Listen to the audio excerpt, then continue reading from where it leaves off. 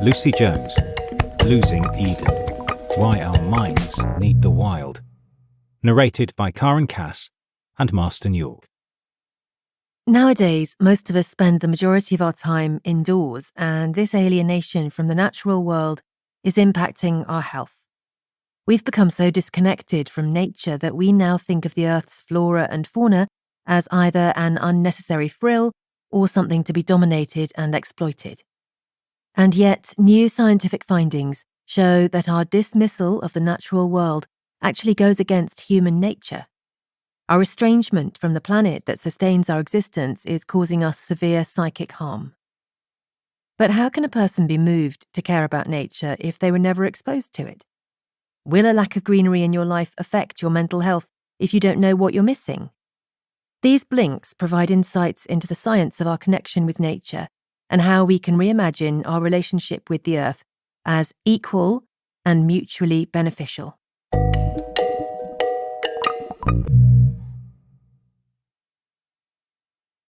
Blink 1 of 9. When author Lucy Jones was recovering from alcoholism, 4 elements helped her start anew: psychotherapy, medication, community, and nature. The latter came as a surprise. She found it almost by accident when she moved into a new apartment and became emotionally attached to a pear tree outside her bedroom window. Jones loved to gaze at it, rooted, growing, changing, living. When scaffolding went up for construction work on her upstairs neighbour's apartment, blocking her view of the tree, she realised how much she'd relied on the calmness it brought. Her mental health even began to suffer. So she set out to find out why and landed on a new important area of scientific research that explores how contact with nature affects our minds. The key message here is lack of engagement and connection with nature has triggered a global mental health crisis. Emerging scientific evidence shows that contact with natural environments actually promotes better mental and physical health on a cellular level. For example, in multiple studies, neuroscientist Christopher Lowry injected mice with M. vacci, a species of bacteria found in soil. He found that it boosted their serotonin levels and prevented stress. These studies leave us wondering if we shouldn't all spend more time playing in the dirt, he told the BBC. What's more, people typically contain vastly more microbial cells than human cells in their bodies. Microbiota promote health when they're diverse, which is possible through exposure to a variety of organisms more often found outdoors. Diverse microbiota can treat or block chronic systemic inflammation, which can lead to cardiovascular disease, inflammatory disorders, and depression. Take one 2018 study that examined 20 young men who'd grown up in either the city or the country. They were asked to prepare a speech and do a tricky mental arithmetic test. The urban dwellers had higher numbers of white blood cells and pro-inflammatory cytokines in the blood, a higher social stress response, suggesting that people who live in cities are at increased risk of chronic inflammation. Today, most people live in cities, spend more time indoors, and have limited exposure to the diverse organisms that make up the natural world. This is resulting in an extinction of experience, a term coined by American ecologist and entomologist Robert Pyle. This describes a vicious cycle that links apathy with ecological destruction. The extinction of common species leads to ignorance and a fraying of our connection with the natural world, which leads to lack of care for the planet. This in turn brings about even further extinction, which fuels the mental health problems that result from a more barren world. Blink 2 of 9. Don't you feel calmer walking beneath majestic trees with large canopies than on an exposed, busy street with no greenery? According to biologist E.O. Wilson's biophilia hypothesis, this is a preference that's coded in your DNA. Wilson introduced the term biophilia in his 1984 book of the same name, pioneering the idea that humans have a genetically determined affinity for the natural world. According to Wilson, even if individuals don't feel an innate connection with nature, our brains are marked by our past evolutionary responses and behavior. Today, researchers are successfully testing Wilson's biophilia hypothesis through habitat theory. The idea that we mostly live in park-like grasslands with clusters of trees and water because our ancient ancestors sought out such environments to increase their chances of survival. The key message here is, we are genetically predisposed to connect with the natural world. New research shows that we're drawn to nature for reasons rooted in the distant genetic past. For example, Gordon Orions, professor of biology at the University of Washington, worked with psychologist Judith Heerwagen to analyse before and after plans by celebrated 18th century British landscape architect Sir Humphrey Repton. They hypothesised that Repton would try to improve the grounds of private estates and country houses by adding savanna-like elements to his plans. Indeed, they found that Repton very often included clusters of trees and open vistas. The habitat in which humans lived for millions of years, they wrote. Repton's successful after designs suggest that we have an intrinsic bias for certain landscape designs that harken back to the lifestyles of our hunter-gatherer ancestors, who, of course, spent much more time in the great outdoors than a typical modern human. E.O. Wilson also argues that humans have an innate animacy of life. That is, we prefer biological activity over non-biological activity from the time we are born. A squirrel is more interesting to our eyes than a candy wrapper, for example. This was tested in a 2008 study in which newborn babies were shown images of random dots and the movement of a walking hen. Babies preferred to watch the biological motion display of the hen, suggesting that our visual perception has evolved to attune us to the movements of other animals. A 2009 evaluation of 50 empirical studies by biologists at the Norwegian Institute of Public Health ultimately proved the merit of biophilia as a hypothesis. They concurred that the natural world has positive effects on the mind. An absence of connection to nature is harmful, and the biophilia trait can be fortified or repressed based on individual learning. Blink 3 of 9. While we all have a lot to lose as we grow more disconnected from nature, our children are perhaps the most vulnerable. Consider this.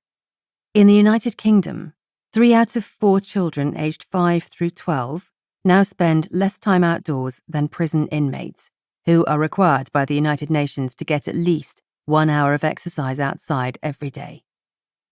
Technology is perhaps the most obvious culprit, preventing children from getting outside. Kids under 7 spend more than twice as much time looking at screens as they do being outside.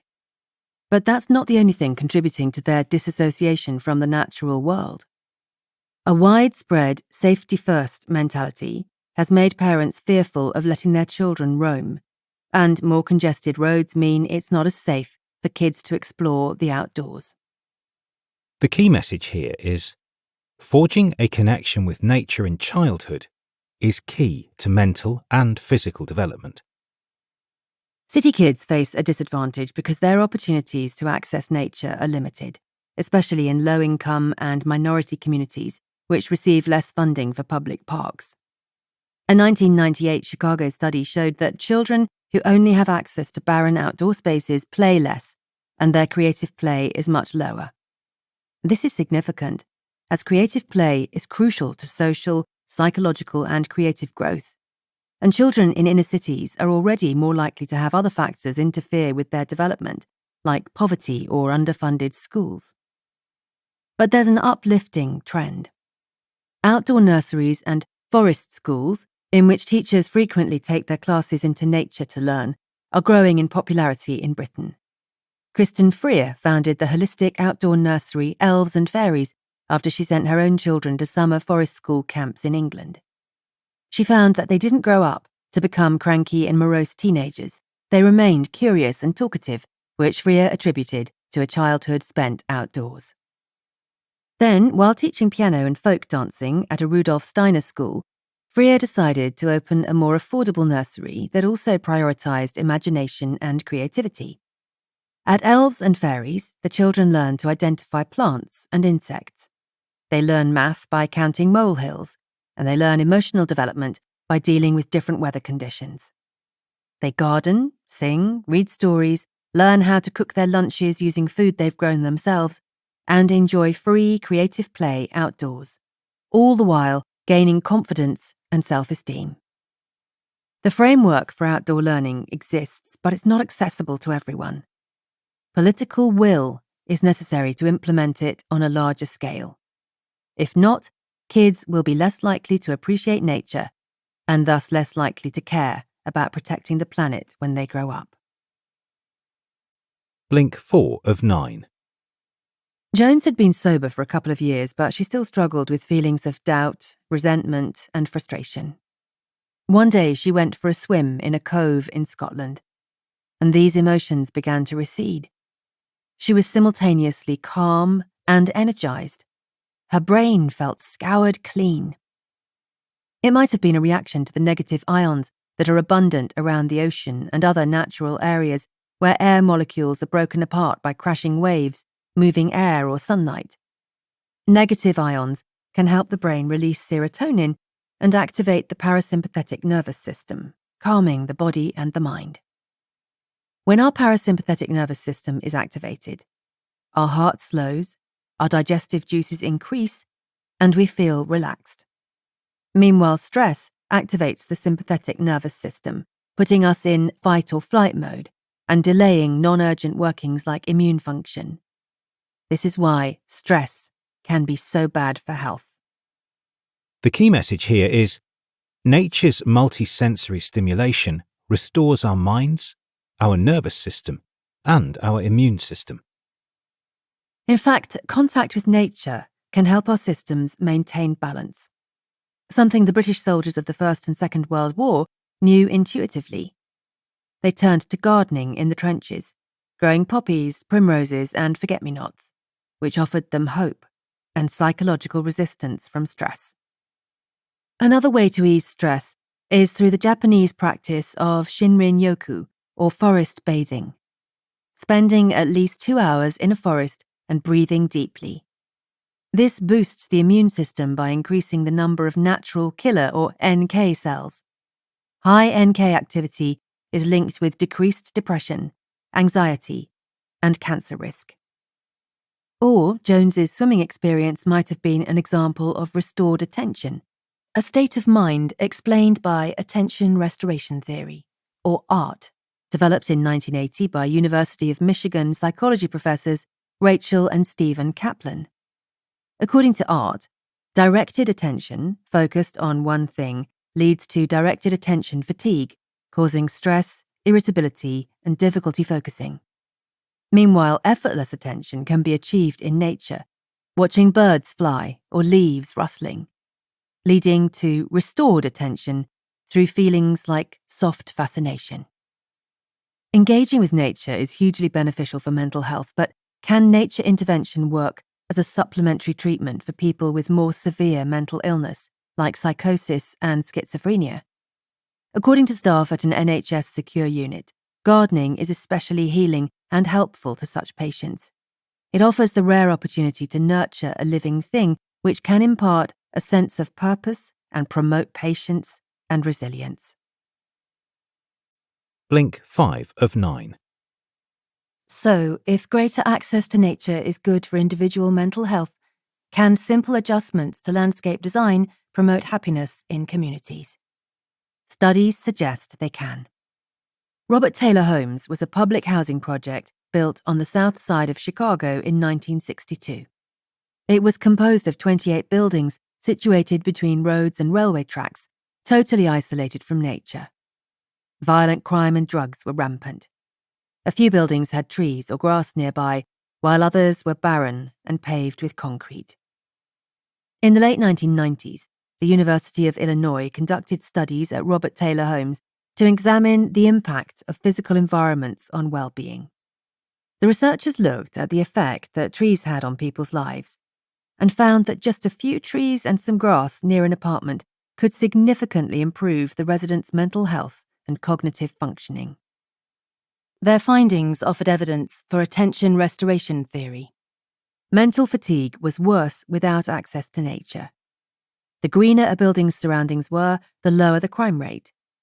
Trees gave people a place to convene, which strengthened relationships, lowered stress levels, and reduced violence. This research ultimately led Chicago's city government to spend $10 million planting 20,000 trees in the city. The key message here is people, and by extension societies, need connection with the natural world in order to flourish. Another study, the Nature Imagery in Prisons Project, took a population that is under even more extreme sensory deprivation, prisoners in solitary confinement, and examined what effect nature videos might have on their mental state. At the Snake River Correctional Institution in Oregon, inmates are confined to small cells with windows that face into the building. They are only allowed outside to exercise for 45 minutes a few times per week, in a walled concrete yard with no greenery. Many arrive already mentally unwell and often get worse or take their own lives. In the 2013 to 2017 study devised by University of Utah biology professor Nalini Nadkarni, inmates were divided into two groups. The first was given the option to watch nature videos or exercise outside 5 times per week. The second group could only exercise. The inmates who watched the nature videos received 25% fewer disciplinary reports for violent incidents, which saved the prison thousands of dollars in medical bills. They reported that they felt calmer, less irritable, less tense, and better able to sleep, and staff reported fewer incidents of self-harm and angry outbursts. Now the project is being implemented at prisons in Wisconsin and Nebraska. Blink 6 of 9. Time spent in nature often falls on socio-economic lines. As we've seen in earlier blinks, there are fewer parks in deprived parts of towns and cities than in affluent neighborhoods, which tend to be more verdant. But it goes deeper than that. People in lower socioeconomic groups or from racial and ethnic minorities have less access to natural areas. Vulnerable populations suffer more exposure to pollution and toxic chemicals, and society is only becoming more unbalanced as our alienation from nature is exacerbated. Many people believe that worrying about the natural world is a privileged concern, something only the wealthy bother themselves with. But when proximity to nature can determine your health outcome, caring about the natural world is not a luxury. Research by Professor Rich Mitchell of Glasgow University posits that greener neighbourhoods could reduce the health gap between the rich and poor and thus make our society more equal, a concept known as equigenesis. The key message here is equitable access to nature could reduce the socio-economic health gap. While studying economic and health inequality early in his career, Mitchell came to recognise that fixing the problem on a large scale would require a redistribution of wealth and income, an economic revolution that's not currently democratically supported. Not without anguish, he shifted his focus to studying resilience. This investigation led him to discover that income-related health inequality was less pronounced for people who live near parks and woodlands, because access to nature reduces stress. In 2015, he led a study of 20,000 people in 34 European countries and found that exposure to nature was the one variable that reduced socio-economic inequality in mental well-being by 40%.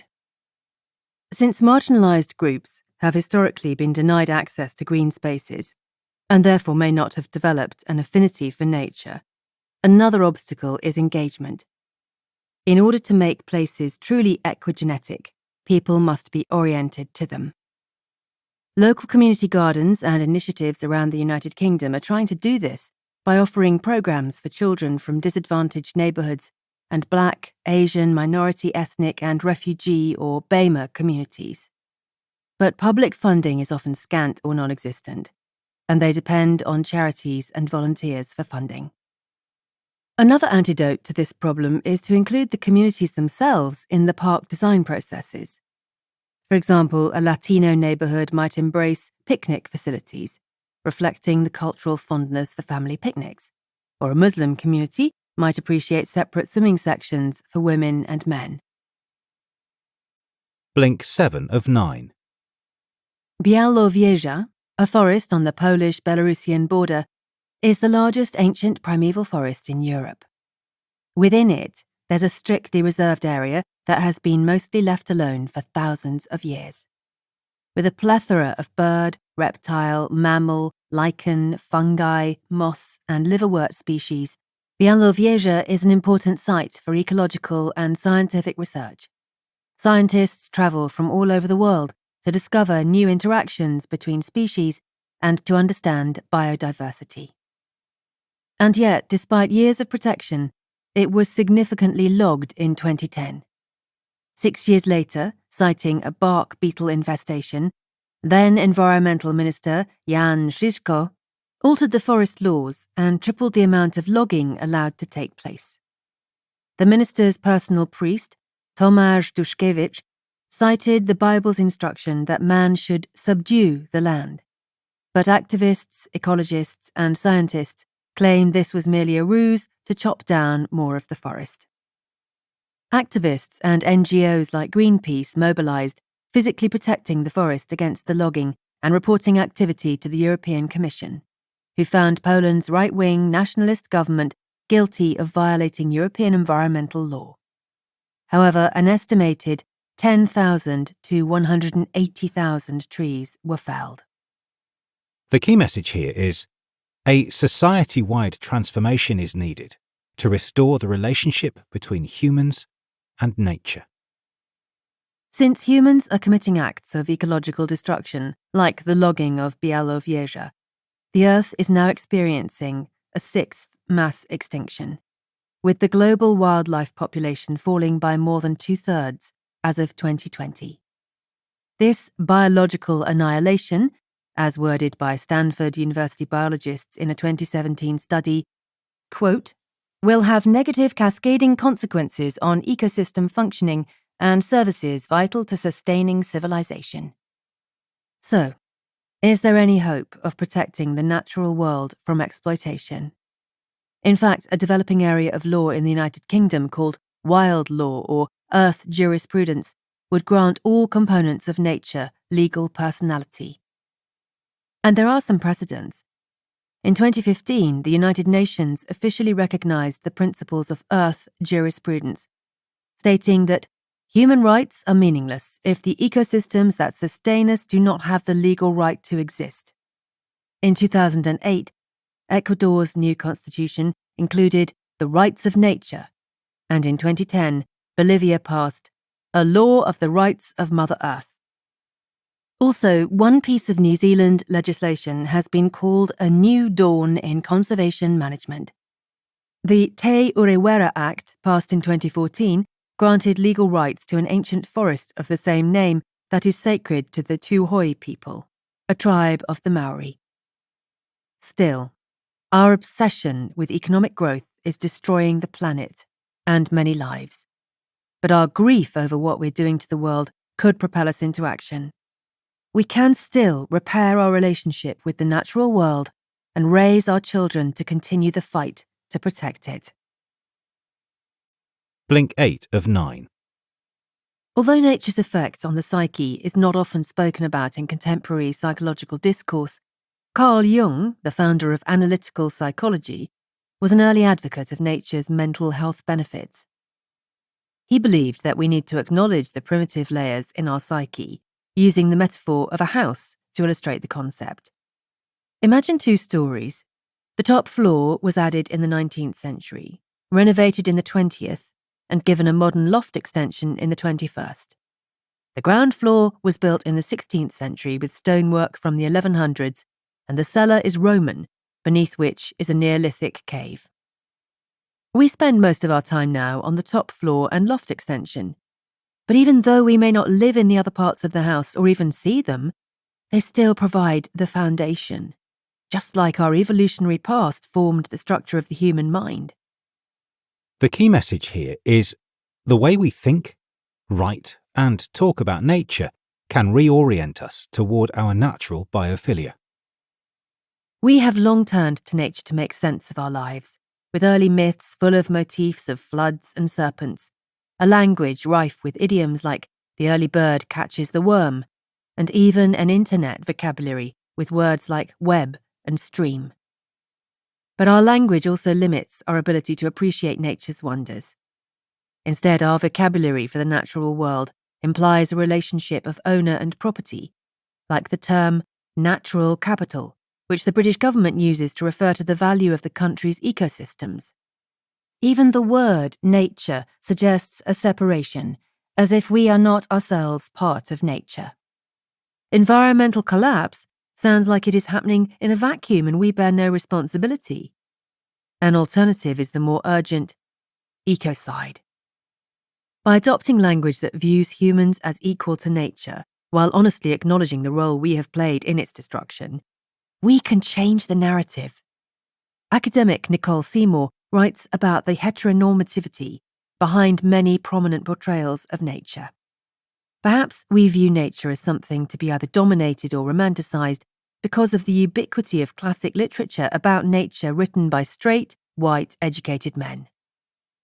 New perspectives can offer more nuance to the way that we think about nature.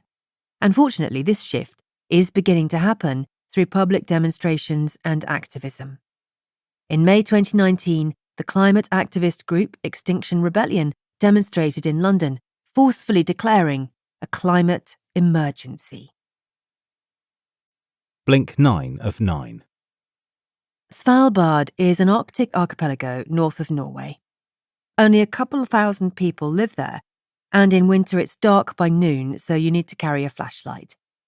Polar bears roam around freely. There is only one settled town, Longyearbyen, which is home to the Svalbard Global Seed Vault. This vault protects hundreds of thousands of plant seed species, an agricultural safety net in case of global disaster caused by climate change. It's one of hundreds around the world, but it houses the greatest diversity. For Jones, it was a chilling reminder of what our future will look like if we don't alter our course in the wake of ecological collapse. As the climate changes and the environment is compromised, we are increasingly trying to find cushions against the damage. But this isn't a perfect solution. In May 2017, the Svalbard Vault flooded after heavy rain and melting ice. The seeds were fine, but it raised concerns as Longyearbyen is now the fastest warming town on Earth. The key message here is, to stimulate real, lasting change, we must amend how we design cities, enact legislation, and consider our health. Technology provides alternatives for connecting with nature when it's inaccessible, like in the Snake River prison experiment, in which videos of nature were better than nothing. But studies have shown that it's no substitute for the real thing. However, fake nature, produced with man-made materials like astroturf, lacks the microorganisms, microbacteria, oxygen, animals, and natural smell, in short, almost everything that makes up the sensory experience. But the reality is that by 2050, 68% of the world's population will live in urban areas. So how can modern living be made greener, especially in cities? Green urbanism would include walkable neighbourhoods, bike-friendly terrain, and sustainable public transport. Cities could also be redesigned in a way that allows for growing food, like in Detroit. Detroit is one example of a city that is now biophilic, thanks to a grassroots movement. Once the hub of the US automobile industry, Detroit became a centre of urban decay after decades of abandonment and disinvestment. Detroit residents, long-time victims of systemic racism that drove poverty and health problems, are now reclaiming their city by transforming the vacant lots and open land into natural spaces. The city currently boasts over 1,500 community gardens and small urban farms, providing residents with fresh, nutritious food. The blueprint exists to help us remake human habitats to incorporate nature. But climate scientists and ecologists tell us that time is running out. We need to restore our relationship with the Earth, to see ourselves as part of the larger ecosystem, not as conquerors of it. You've just listened to our blinks to Losing Eden by Lucy Jones. The key message in these blinks is that a lack of connection to nature is harmful because we are all genetically linked to our natural surroundings.